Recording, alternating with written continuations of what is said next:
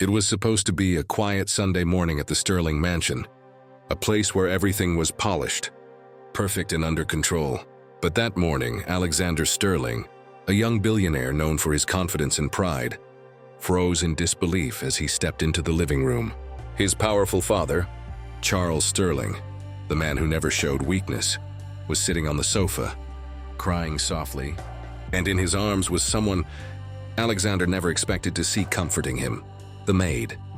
Her name was Grace, a humble black woman who had worked in their home for nearly 20 years. She was wiping Charles's tears with care, whispering something that made him nod like a child. The image didn't make sense to Alexander. How dare she touch him like that? He muttered under his breath, his face tightening. Grace looked up and saw Alexander standing there. But instead of backing away, she said calmly, "Your father needs rest." "Sir?" That tone, respectful but firm, has only fueled his anger. "You're the help," Alexander snapped. "You don't tell me what my father needs." Grace's eyes softened with pain. But she didn't answer.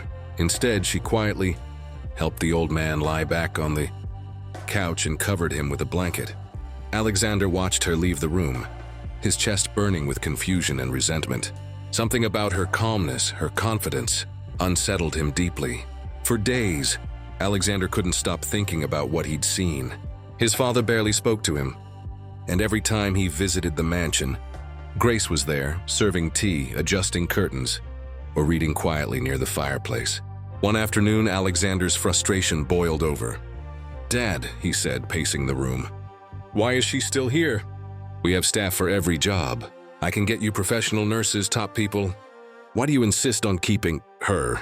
Charles looked up from his chair, his old eyes tired but firm. "Because Grace isn't just staff, son. She's family," Alexander laughed bitterly. "Family? She's the maid." "Dad, you don't even know where she came from." Charles's voice grew sharp. "You don't know where you came from either." Alexander frowned, confused, but before he could respond, Grace entered with a tray of tea. The tension in the room thickened instantly. Charles sighed. "Grace, maybe it's time he knows." Grace's hands trembled slightly, but she nodded. "If you think he's ready, sir." Alexander crossed his arms. "Ready for what?" Grace set down the tray and looked at him with eyes full of memories. "Mr. Alexander," she began quietly, "I've known you since the day you were born. I was there when your mother passed away."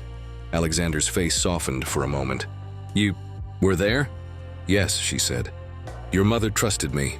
She asked me to look after you and your father, and I promised I would." He blinked, confused. "That doesn't make you family."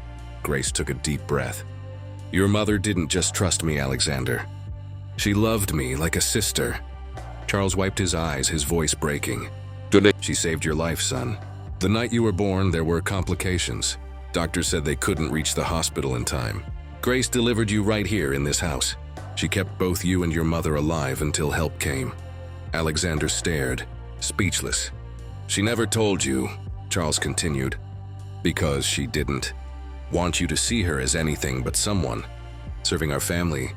But she's more than that. She's the reason we're still standing." Grace's eyes grew misty as she recalled that stormy night years ago. The rain lashing against windows, the panic in the mansion, the cries of a woman in pain. "I remember holding your tiny body, Alexander," she whispered. "You weren't breathing. I had to—" She paused, her voice trembling. "I had to breathe for you until you cried. When you finally did, your mother held your hand and said, 'Grace, he's my son, but he's yours too.'" Tears welled up in Alexander's eyes.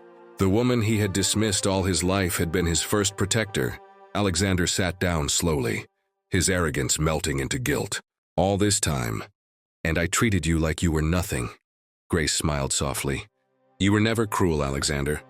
Just blind. Sometimes privilege can cover our eyes." He looked at her, his voice cracking. "Why didn't you tell me? Why didn't you ever say who you were to us?" She shook her head. "Because love doesn't demand recognition. It only asks to be given."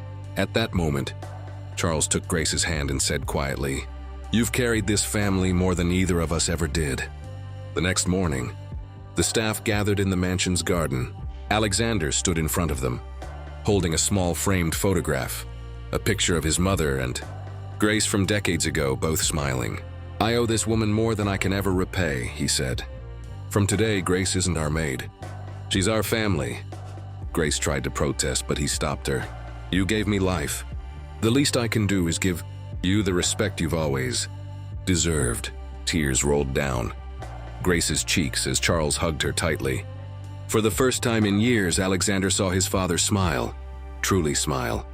Later that evening, Alexander found Grace sitting quietly by the window, humming softly, the same tune she used to sing when he was a baby. He sat beside her. "You know," he said gently, "I thought being a billionaire meant having everything. But I realize now the richest people are those who give love, without expecting anything back." Grace smiled. "Then maybe you're finally rich in the right way." The camera fades. On the three of them, father, son, and the woman who held their world together. Sometimes the ones we overlook are the ones who held us up all along. Hate divides, but kindness, and it heals everything.